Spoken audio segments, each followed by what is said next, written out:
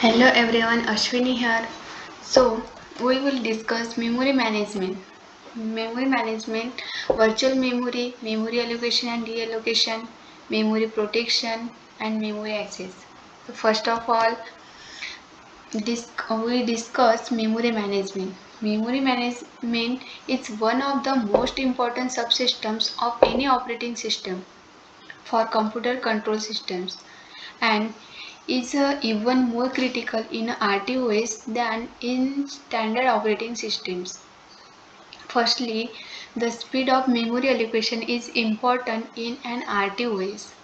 A standard memory allocation scheme can a linked list or indeterminate length of determined length to find a free memory block. However, memory allocation has to occur in a fixed time in a RTOS. Okay.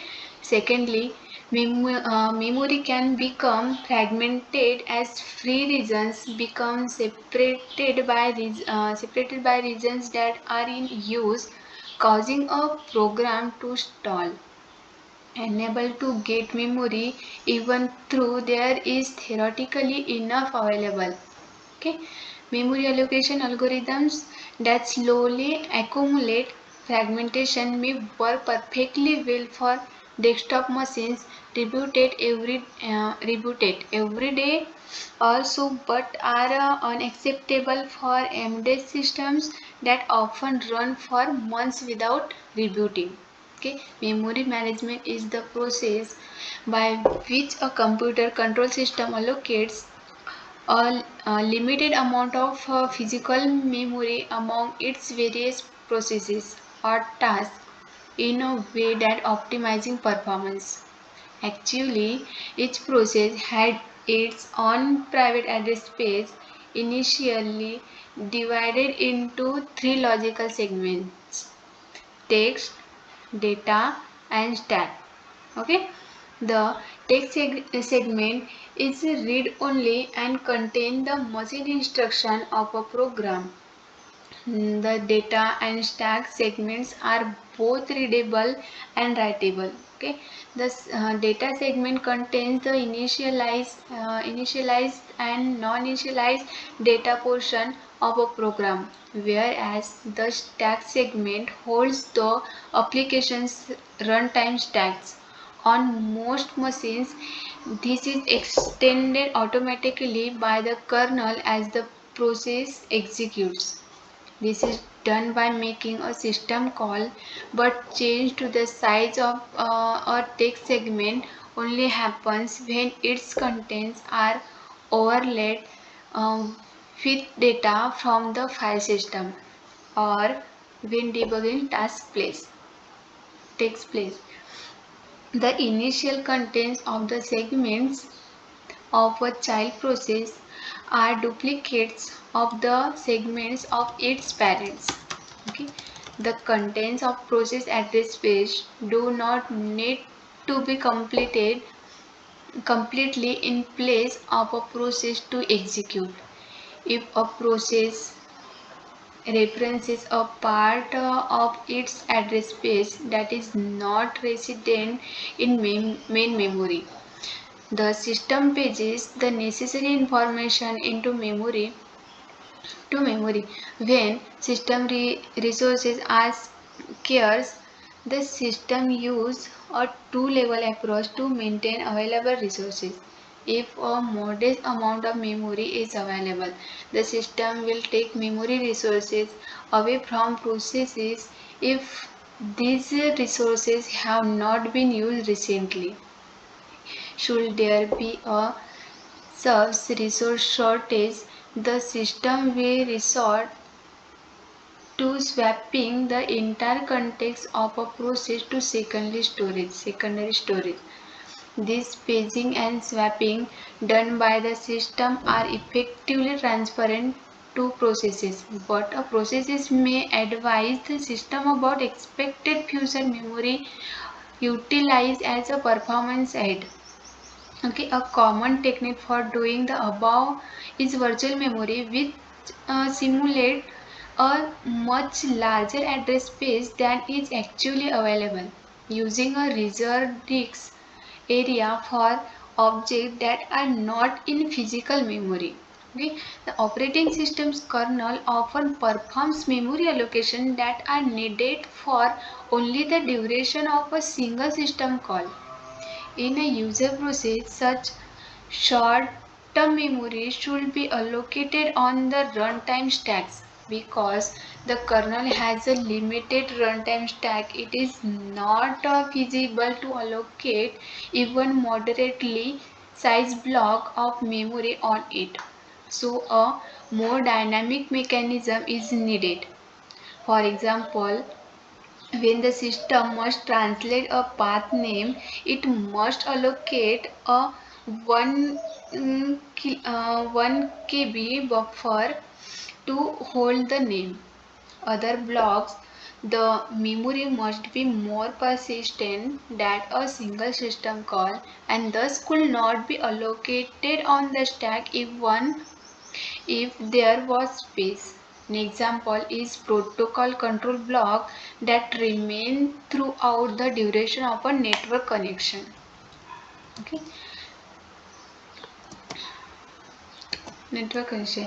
This section discuss virtual memory techniques, memory allocation and reallocation, memory protection and memory access control. Okay, so first of all, we discuss virtual memory. Oh, virtual memory. When it is executing a program, the microprocessor reads an instruction for memory and decodes it. At this point, it may need to fetch or store the contents of a location in a memory. So it executes the instruction and then move on to the next. In this way, the microprocessor is always accessing memory either to fetch instruction or to fetch the store data. Okay. In a virtual memory system, call of this address are virtual and not a physical addresses. Okay, they are converted into physical addresses by the microprocessors based on information held in a set of tables maintained by the operating system. The operating system uses virtual memory to manage the memory requirements of its processes by combining physical memory with secondary memory. Swap space on a disk, usually located on a hardware disk drive. Okay, diskless systems use a page serve to maintain their swap areas on the local disk.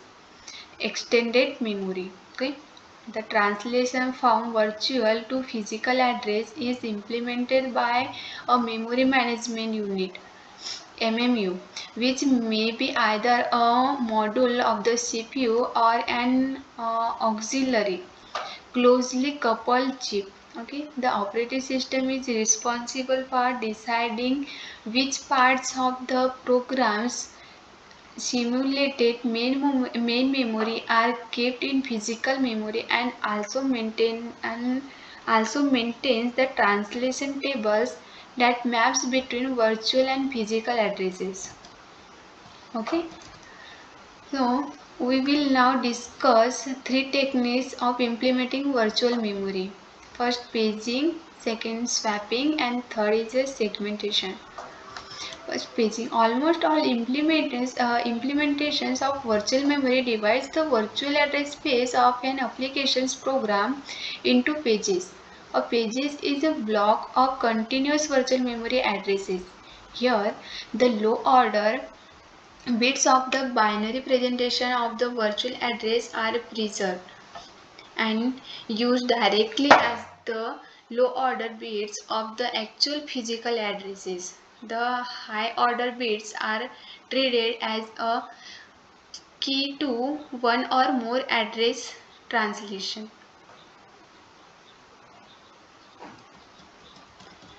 Okay. Almost all implementation use page tables to translate the virtual addresses seen by the applications into physical addresses used by the hardware. The operating system stores the address translation table that is The mapping from virtual or physical page numbers in a data structure known as a page table. Okay, when the CPU tries to reference a memory location that is marked as unavailable, the MMU respond by raising an exceptions commonly called a page fault with the CPU, which then jump to routine in the operating system. If the page is in the swap area, this routine involves an operation called a page swap to bring in the required page. Okay.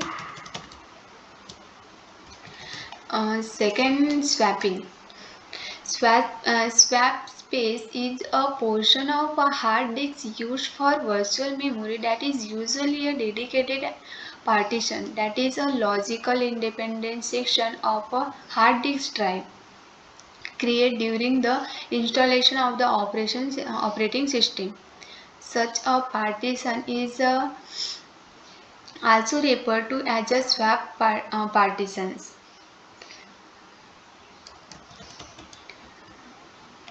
Okay, however, swap space can also be a special file, although it is generally uh, preferable to use a swap partitions rather than a file. Sometimes it is not practical to add or expanded partitions when the amount of RAM is being increased.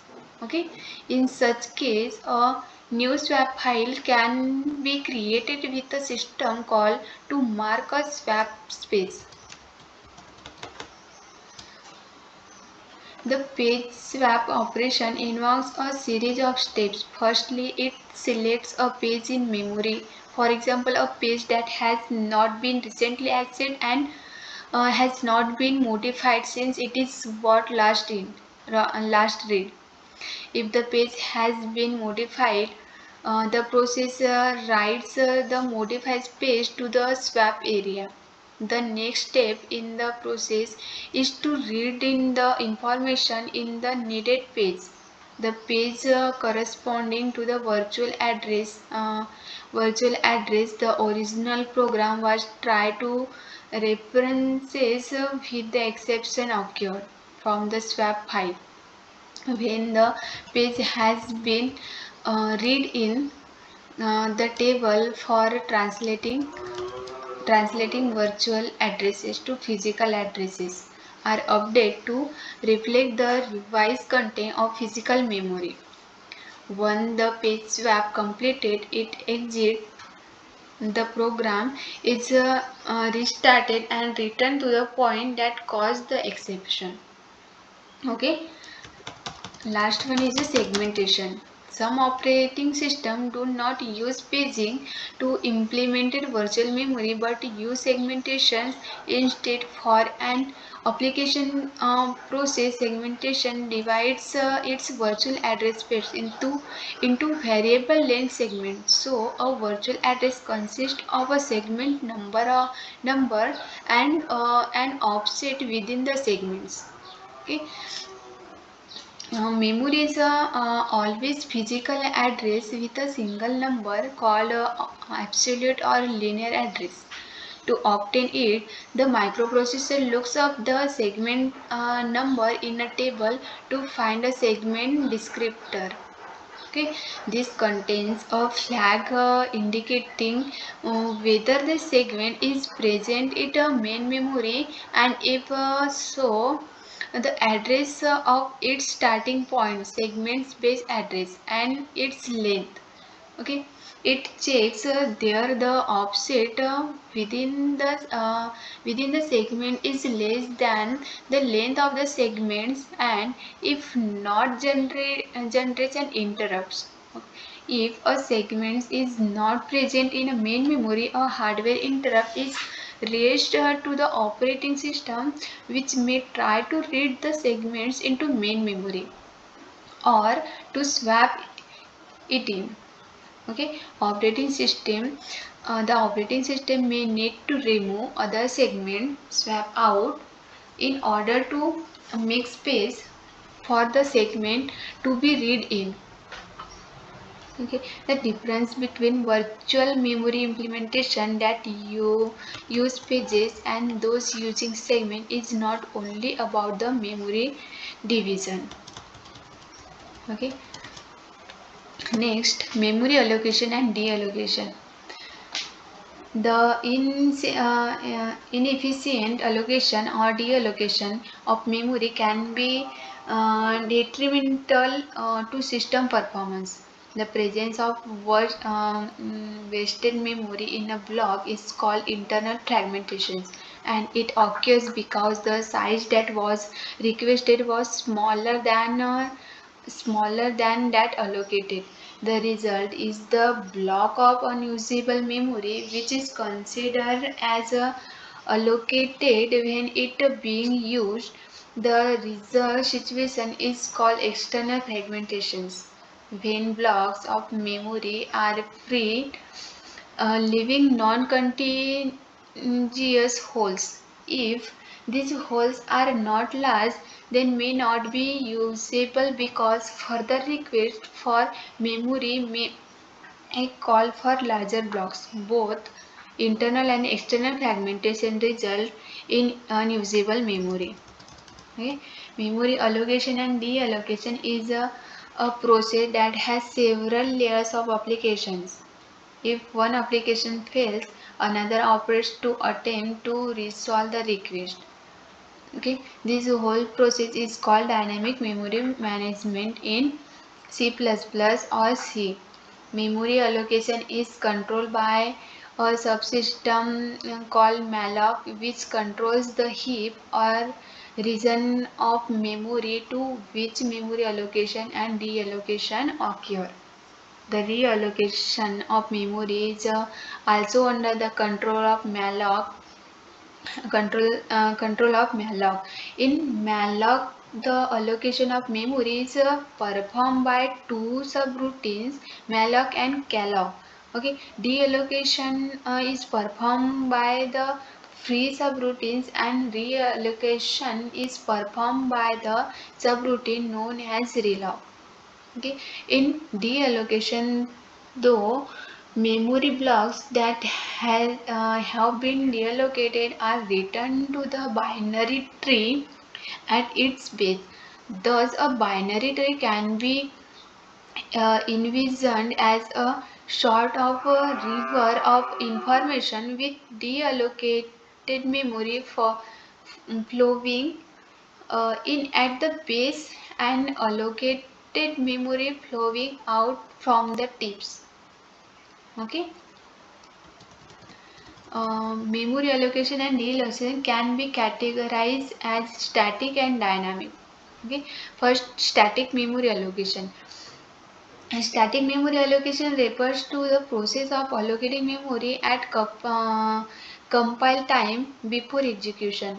On way to use the technique involves a memory model, for example, function or subroutines, declaring static data locally such that these data are inaccessible to other modules unless refers to them are passed as parameters or written.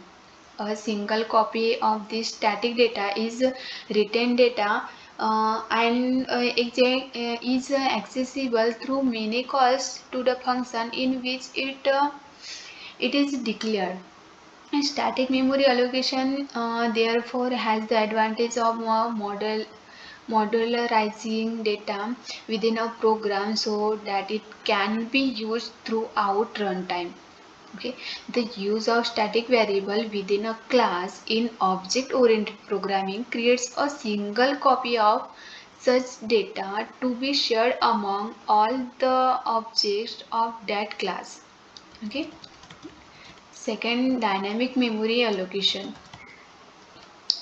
Dynamic memory allocation is the allocation of memory storage for use during the runtime of a program and is a way of distributing uh, ownership of limited memory resource among many many pieces of data and code.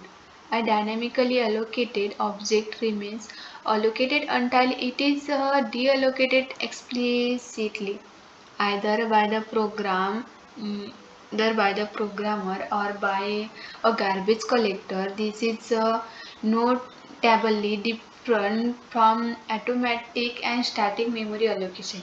It is said that such an object has a dynamic lifetime. Okay.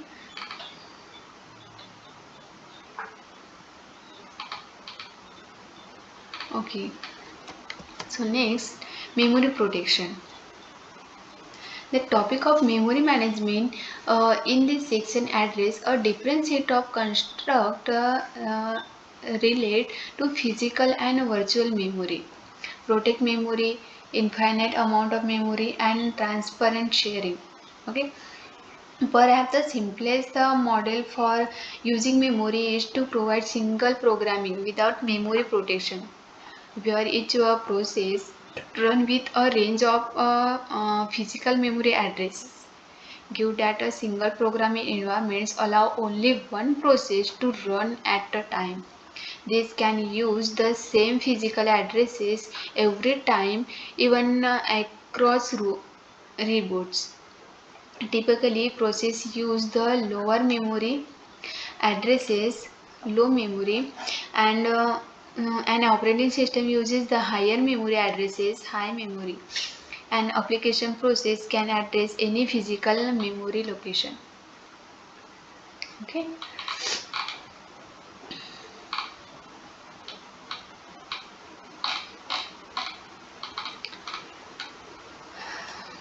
So one step beyond the single programming model is the provide multi-programming without memory protection.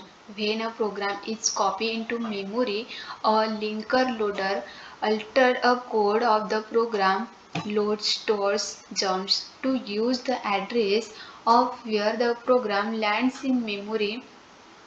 In these environments, bugs in any program can cause other programs to crash, even the operating system.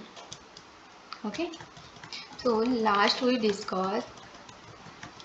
see memory access control. Okay, dealing with race condition is also one of the difficult aspect of memory management. To manage memory access requests coming from the system, a scheduler is necessary in the application layer or in the kernel. In addition to the MMU as the hardware manager. Okay. The most common way of protecting data from concurrent access by the memory access request scheduler is memory request contention. Okay. The semantic and methodologies of memory access request contention should be the same as for IO request contentions. Okay. So, yeah, this is a memory access control. Okay, thank you.